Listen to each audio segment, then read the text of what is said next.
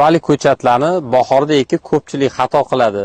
Aksincha kuzda eksa to'g'ri bo'ladi degan videomiz bor edi. Ammo erta ekishni 3 ta katta sharti bor. Mana shu videoda bilib olasizlar, oxirigacha ko'ringlar. Foydali bo'lsa izohlarda foydali bo'ldi deb yozinglar.